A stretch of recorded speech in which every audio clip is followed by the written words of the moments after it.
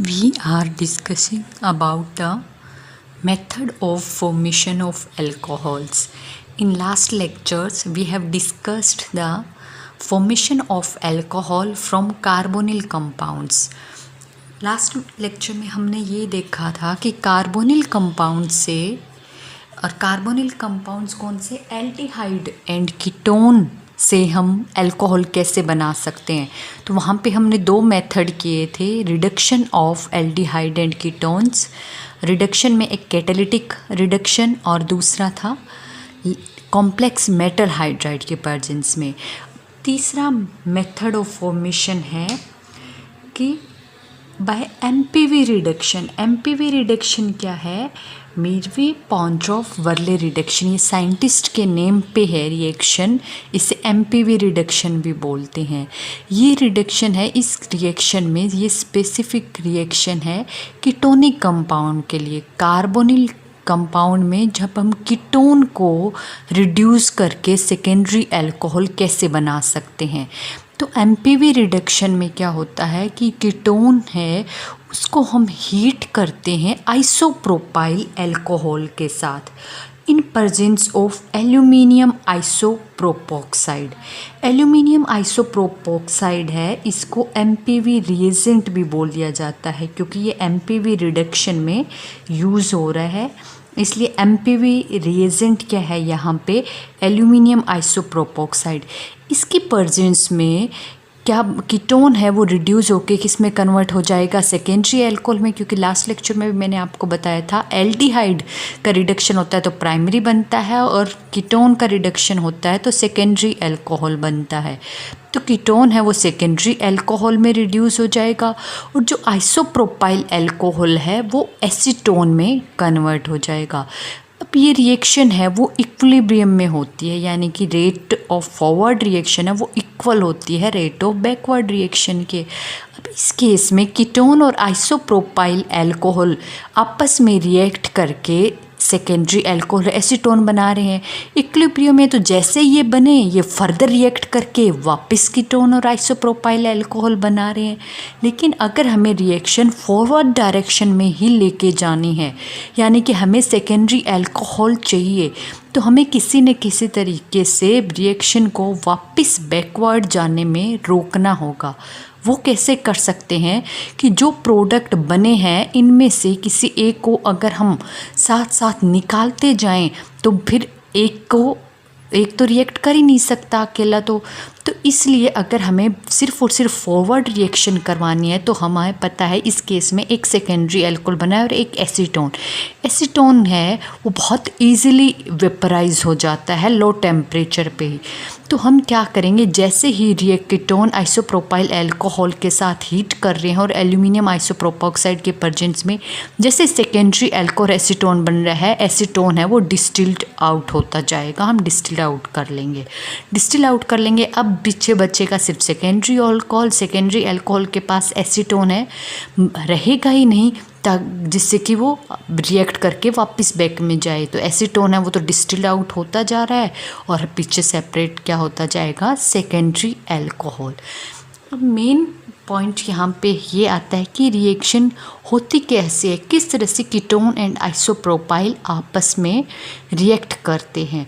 तो इसका mechanism discuss करते हैं।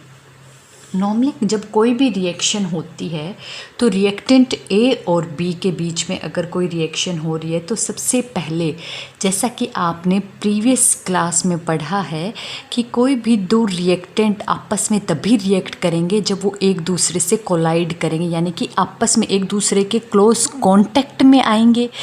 तो हमने कुछ फैक्टर्स पढ़े थे जो फेवरेबल होते हैं रिएक्शंस करवाने के लिए।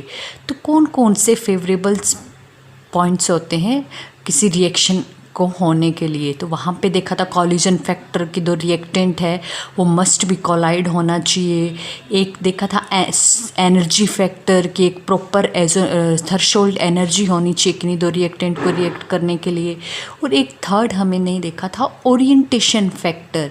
ओरिएंटेशन फैक्टर यानी कि कोई भी रिएक्शन है जब किसी दो रिएक्टेंट के बीच में हो रही है तो आपस में ये भी मैटर करता है कि वो एक दूसरे से जब कोलाइड कर रहे हैं तो वो कॉलिजन इफ़ेक्टिव है कि नहीं है, यानी कि वो किस ओरिएंटेशन में आ रहे हैं। अगर एक प्रॉपर ओरिएंटेशन में आ रहे हैं तभी तो उनका कॉलिजन है वो इफ़ेक्टिव होगा और रिएक्शन है वो फॉरवर्ड डायरेक्शन में जाएगी। तो इस केस में क्या होता है कि जैसे ही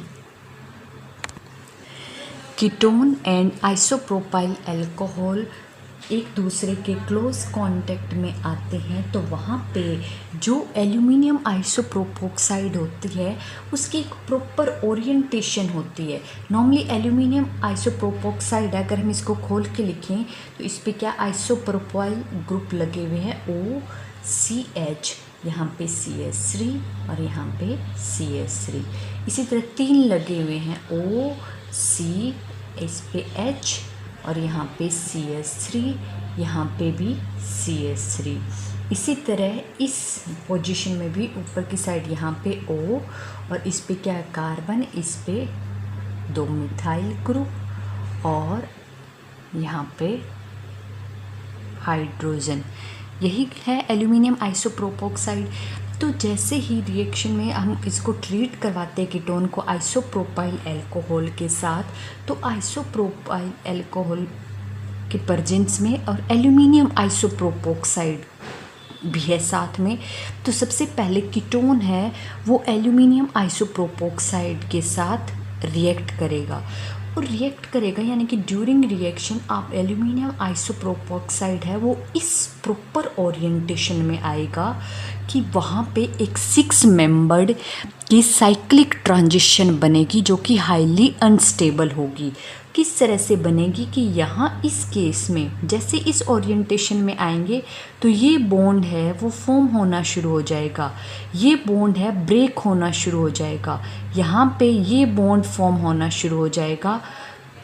क्लियर है? तो देखते हैं यहाँ पे किस तरह की साइक्लिक ट्रांजिशन स्टेट बनती है। ये कीटोन एज इट इज़ है यहाँ इस हाइड्रोजन के साथ बॉन्ड फॉर्मेशन और ये हाइड्रोजन यहाँ से बॉन्ड ब्रेक होना शुरू हो जाएगा। बाकी है वो सेम रहेंगे CH3, यहाँ पे ऑक्सीजन, यहाँ पे एल्यूमिनियम एज इट इज़ और ये क्या है OCH एंड CH3 ट्वाइस आइसोप्रोपोक्साइड और यहाँ पे भी OCH और CH3 ट्वाइस। यहाँ पे जो ये डबल बॉन्ड है ये बॉन्ड ब्रेक होना शुरू हो जाएगा और ये बॉन्ड फॉर्मेशन होना शुरू हो जाएगा। तो जैसे ही ये इस तरह के ओरिएंटेशन में आता है कि जैसे कीटोन कांटेक्ट में आता है एल्यूमिनियम आइसोप्रोक्साइड में, इमीडिएटली ये एक 6 मेंबर्ड की साइक्लिक ट्रांजिशन स्टेट बनती है और ट्रांजिशन स्टेट है ये बहुत ज़्यादा हाईली अनस्टेबल होती है। जैसे ही 6 मेंबर्ड साइक्लिक ट्रांजिशन स्टेट आई तो जो बॉन्ड पार्शियली ब्रेक हो रहा है वो क्या होगा, कम्प्लीटली ब्रेक हो जाएगा और जो बॉन्ड फॉर्मेशन हो रहा है वो कम्प्लीटली बॉन्ड फॉर्म हो जाएगा। यहाँ पे भी ये पार्शियली ब्रेक हो रहा था तो ये कम्प्लीटली ब्रेक हो जाएगा और यहाँ पे पार्शियली बॉन्ड फॉर्मेशन शुरू हो रही थी ये कम्प्लीटली बॉन्ड फॉर्मेशन हो जाएगा और यहाँ पे ये बॉन्ड ब्रेक होके इलेक्ट्रॉन है वो इस पोजीशन पे शिफ्ट हो जाएंगे। तो देखो क्या प्रोडक्ट बनता है, यहाँ पे ये बॉन्ड बन गया है तो R2 यानी कि R2 ये कीटोन है, R और R डैश ले लो या फिर कीटोन सेम भी हो R और R डैश सेम भी हो सकते हैं और अलग भी हो सकते हैं। यहाँ मैंने इकट्ठा लिख दिया है इनको R2C। यहाँ पे क्या हो जाएगा हाइड्रोजन क्योंकि कंप्लीट बॉन्ड फॉर्मेशन हो गई है। यहाँ पे सिंगल बॉन्ड रहा है O और इसके साथ ये कंप्लीट बॉन्ड फॉर्मेशन हो गई है और यहाँ एल्यूमिनियम और इस एल्यूमिनियम के साथ ये 2 आइसोप्रोपोक्साइड पार्ट बचे हैं OCH एंड इस पे क्या है CH थ्राइस का ट्वाइस और पूरी ऐसी कितनी यूनिट है बची है एल्यूमिनियम के पास 2 बची है। ठीक है, यहाँ पे ट्वाइस आएगा 2 और साथ में इधर क्या रह गया है प्लस में, ये देखो इस कार्बन का ये बॉन्ड कम्प्लीटली ब्रेक हो गया है तो कार्बन यहाँ पे CH3 यहाँ पे CH3 और यहाँ सिंगल बॉन्ड ऑक्सीजन ये बॉन्ड ब्रेक होकर यहाँ शिफ्ट हो गया तो डबल बॉन्ड O यानी कि एक प्रोडक्ट है वो बन चुका है एसीटोन। ठीक है। अब ये जो प्रोडक्ट बना है एल्यूमिनियम में, जहाँ पे 3 आइसोप्रोपोक्साइड ग्रुप थे, अब 2 आइसोप्रोपोक्साइड ग्रुप बचे हैं और एक क्या आ गया है, एल्कोक्सी पार्ट। हाँ, ये पूरा है, ये क्या करेगा इस आइसोप्रोपाइल अल्कोहल की प्रेजेंस में, यानी कि CH3 CHOH CH3 इसकी प्रेजेंस में यहाँ से ये बॉन्ड है वो ब्रेक हो जाएगा। ये एज ए न्यूक्लियोफाइल यहाँ पे अटैक करेगा इस पे, और यहाँ से ये बॉन्ड है वो ब्रेक हो जाएगा। इस केस में क्या होगा, जैसे ये बॉन्ड ब्रेक होगा इस पे क्या आएगा, O नेगेटिव चार्ज, और वो यहाँ के हाइड्रोजन को अपनी तरफ अब्स्ट्रैक्ट कर लेगा और क्या बना देगा, R2CHOH, और प्लस में एल्यूमिनियम पे 2 तो आइसोप्रोपोक्साइड मॉइटी पहले ही थी, अब ये और ऐड होगी, यहाँ से अटैक किया ऑक्सीजन ने, तो एल्यूमिनियम आइसोप्रोपोक्साइड जो स्टार्टिंग में हमने यूज़ किया था वापस वैसा ही दोबारा बन गया है, CH3 ट्वाइस और पूरा थ्राइस। तो ये है MPV रिडक्शन। इस केस में कीटोन को हम हीट करते हैं आइसोप्रोपाइल अल्कोहल के साथ इन प्रेजेंस ऑफ एल्यूमिनियम आइसोप्रोपोक्साइड, और वहाँ पे सेकेंडरी कीटोन है वो किस में रिड्यूस है, secondary alcohol and acetone. Reaction को फॉरवर्ड डायरेक्शन में करवाने के लिए हम एसीटोन को डिस्टिल्ड ऑफ कर देते हैं, और मैकेनिज्म है वो किस तरह से कि एल्यूमिनियम आइसोप्रोपोक्साइड है वही रिएक्शन को इनिशिएट करता है और एट द एंड वापस बन जाता है। तो ये एज ए कैटलिस्ट का काम भी कर रहा है यहाँ पे। Formation of alcohol from carbonyl compounds में एल्डिहाइड एंड कीटोन्स के तीनों मेथड हो चुके हैं। नेक्स्ट कार्बोनिल कंपाउंड्स में आता है कार्बोक्सिलिक एसिड, कि कार्बोक्सिलिक एसिड की रिडक्शन से हम अल्कोहल कैसे बना सकते हैं। तो कार्बोक्सिलिक एसिड को हम मेटल कॉम्प्लेक्स हाइड्राइड की प्रेजेंस में रिड्यूस करेंगे। तो carboxylic acid in presence of lithium aluminium hydride, और लिथियम एल्यूमिनियम हाइड्राइड को हम किस मीडियम में लेके चल सकते हैं, ईथर में, और जो प्रोडक्ट एल्कोक्सी कंपाउंड बनेगा लिथियम का उसको हम हाइड्रोलिसिस करेंगे, उसके बाद अल्कोहल बनेगा। कार्बोक्सिलिक एसिड से हम प्राइमरी अल्कोहल बना सकते हैं सिर्फ। अब इस केस में क्या है, एक बात यहाँ पे ध्यान रखना कि मेटल हाइड्राइड में हम सिर्फ और सिर्फ लिथियम एल्यूमिनियम हाइड्राइड यूज़ कर सकते हैं। सोडियम बोरोहाइड्राइड है वो कार्बोक्सिलिक एसिड को रिड्यूस नहीं कर पाता है बिकॉज ऑफ लेस रिएक्टिविटी। अब इस केस में मैकेनिज़्म कैसा होता है, मैकेनिज़्म बिल्कुल सिमिलर है जैसे आपने एल्डिहाइड और कीटोन के केस में लिथियम एल्यूमिनियम हाइड्राइड का किया था। हाइड्राइड एज ए न्यूक्लियोफाइल इस कार्बोनिल कार्बन पे अटैक कर रहा था, उसी वे में ही मैकेनिज़्म है वो यहाँ पे होगा। 4 molecule of carboxylic acid use होंगे पर यहाँ पे 3 molecule of lithium aluminium hydride.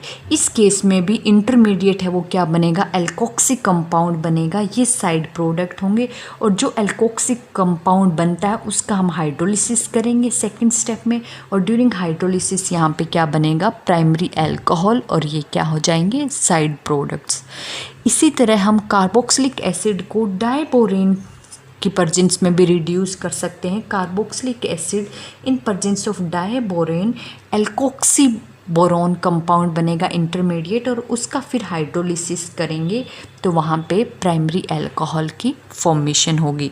तो कार्बोक्सिलिक एसिड को हम complex metal hydride lithium aluminium hydride के प्रेजेंस में रिड्यूस कर सकते हैं और क्या बना सकते हैं, प्राइमरी अल्कोहल। थर्ड मेथड है कार्बोनिल कंपाउंड में एस्टर भी है एक तरह से, तो हम एस्टर की रिडक्शन से अल्कोहल कैसे बना सकते हैं। तो एस्टर का मॉलिक्यूलर फॉर्मूला जो है वो, या फिर केमिकल जनरल केमिकल है स्ट्रक्चर है वो क्या होगी, RC≡OR'।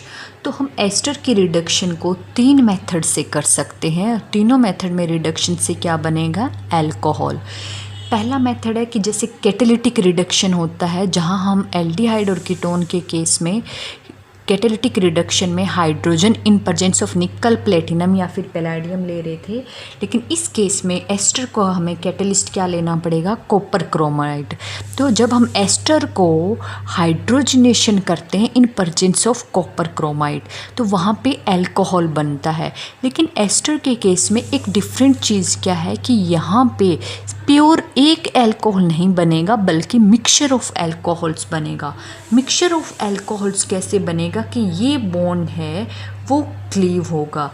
एक अल्कोहल तो इस एल्कोक्सी पार्ट से आएगा, वो कौन सा होगा, R-OH, एक तो एल्कोक्सी पार्ट से, और दूसरा ये क्या है, असाइल ग्रुप है RC+O, इस असाइल ग्रुप से आएगा। और इस असाइल ग्रुप से आएगा तो कैसा बनेगा, यहाँ पे R और जो कार्बोनिल है ग्रुप है वो किस में रिड्यूस हो जाएगा, CH2OH। तो इस तरह से दो अल्कोहल्स का मिक्सचर बनेगा, ना कि प्योर अल्कोहल। इसी तरह दूसरा मेथड है कि एस्टर को हम कॉम्प्लेक्स मेटल हाइड्राइड के प्रेजेंस में, जैसे lithium aluminium hydride in presence of ether, and उसके बाद अगर हम हाइड्रोलिसिस करते हैं तो वहाँ पे भी क्या बनता है, सेम तीनों मेथड में ये सेम प्रोसीजर होगा। यहाँ पे भी मिक्सचर ऑफ अल्कोहल्स बनता है, एक अल्कोहल है वो एल्कोक्सी पार्ट से और दूसरा जो असाइल ग्रुप से बनेगा। तीसरा मेथड है कि अगर हम एस्टर को ट्रीट करते हैं with sodium metal atom in presence of ethanol, ये वेरी मोस्ट इम्पॉर्टेंट रिएक्शन है। इस केस में भी क्या होता है, ये क्लीवेज होगी और एक एल्कोक्सी पार्ट से अल्कोहल बनेगा और एक असाइल ग्रुप से। तो तीनों मेथड है, यहाँ पे क्या है, रिएजेंट डिफरेंट है लेकिन रिएक्टेंट सेम है, एंड प्रोडक्ट है वो क्या है, सेम। जब रिएजेंट डिफरेंट है तो रिएक्शन का पाथ है वो भी क्या होगा, डिफरेंट होगा। ये कैटालिटिक रिडक्शन हो गया, ये with complex metal hydride, and ये मोस्ट इम्पॉर्टेंट रिएक्शन है। इस रिएक्शन को बोलते हैं बोलेट ब्लैंक रिडक्शन, बोलेट ब्लैंक रिडक्शन, या फिर इसे BP रिडक्शन भी बोल दिया जाता है। क्लियर है। तो इसका अब हम टर्न वाइज इनको डिटेल में डिस्कस करेंगे यहाँ पे कि किस केस में क्या मैकेनिज़्म हो रहा है। ये तो नॉर्मल है आपका रिडक्शन का। हम देखते हैं इन दोनों का मैकेनिज़्म। पहले देखते हैं लिथियम एल्यूमिनियम हाइड्राइड के प्रेजेंस में। इसमें क्या होगा मैकेनिज़्म में, सबसे पहले जो लिथियम एल्यूमिनियम हाइड्राइड है वो इस तरह से एग्जिस्ट करता है आयनिक फॉर्म में, और फिर एल्यूमिनियम हाइड्राइड है वो क्या करेगा, एज ए न्यूक्लियोफाइल अटैक करेगा एस्टर के कार्बोनिल कंपाउंड पे। और रिएक्शन कंसेप्ट वही सेम है जो आपने एल्डिहाइड और कीटोन के केस में किया था। न्यूक्लियोफाइल यहाँ पे क्या होगा कि हाइड्रोजन में ऐसे हाइड्राइड दोनों के अपने बॉन्डेड इलेक्ट्रॉन साथ लेके आएगा ऐसे H नेगेटिव, और यहाँ इस इलेक्ट्रोफिलिक सेंटर पे अटैक करेगा और यहाँ इलेक्ट्रॉन है वो इसकी तरफ शिफ्ट हो जाएंगे। तो ईथर की प्रेजेंस में यहाँ पे क्या बनेगा R, और यहाँ पे ऑक्सीजन पे क्या आ जाएगा नेगेटिव चार्ज, और ये OR डैश, एंड यहाँ पे क्या ऐड हो जाएगा हाइड्रोजन, क्योंकि ऐसे हाइड्राइड अनायन जो आ रहा है। अब इस केस में क्या होगा, ये जो नेगेटिव चार्ज है यहाँ ऑक्सीजन के पास होगी 6, ये क्या होगा नेगेटिव है इलेक्ट्रॉन, नेगेटिव चार्ज या फिर जो एक्सेस इलेक्ट्रॉन है वो यहाँ शिफ्ट होंगे, और जो ये एल्कोक्सी ग्रुप है ये गुड लिविंग ग्रुप होता है, इसको बाहर निकाल देगा। तो इसको बाहर निकालते ही यानी कि माइनस क्या हो गया OR डैश, ये तो निकल गया, और ये फिर से क्या बन गया RC+O OH, एल्डिहाइड बन गया। अब इस केस में एल्डिहाइड है वो फिर से लिथियम एल्यूमिनियम हाइड्राइड के साथ रिएक्शन करेगा, और लिथियम एल्यूमिनियम हाइड्राइड के रिएक्शन ये तो वापस सेम वही रिएजेंट आ गया, एस्टर से एल्डिहाइड बन गया, और एल्डिहाइड है वो लिथियम एल्यूमिनियम हाइड्राइड के साथ सेम मैकेनिज्म में रिएक्शन होगी जैसे आपने लास्ट किया था। पर molecule of lithium aluminium hydride है वो क्या करेगा 4 मॉलिक्यूल ऑफ एल्डिहाइड यूज़ करेगा और क्या बना देगा, एक इंटरमीडिएट बना देगा टेट्रा एल्कोक्सी एल्यूमिनियम OCHR और यही, और फिर क्या करोगे आप, इस इंटरमीडिएट की हाइड्रोलिसिस करोगे, इसकी हाइड्रोलिसिस करोगे। अब रिएक्शन मिक्सचर में क्या है, ये भी है ओ आर डैश, इस पे क्या है, नेगेटिव चार्ज भी है, निकल रहा है ये बाहर, और इस पे नेगेटिव चार्ज भी है, आर डैश ओ नेगेटिव, ये बाहर निकल रहा है। अब रिएक्शन मिक्सचर में है तो बाहर निकल के कहीं रिएक्शन मिक्सचर से बाहर तो नहीं चले जाएगा, बस इस मोइटी से अलग हो जाएगा। तो जैसे ही आपने हाइड्रोलिसिस के लिए इसमें वाटर ऐड किया तो वहाँ से ये बॉन्ड तो क्लीवेज होगा ही होगा साथ में, यानी कि 4 मॉलिक्यूल्स है इसके, वो किस में कन्वर्ट हो जाएंगे, RCH2OH। और यहाँ पे ये वाला जो बना था R O dash O negative, ये भी क्या करेगा, प्रोटॉन एक्सेप्ट कर लेगा और क्या बना देगा, एल्कोहल।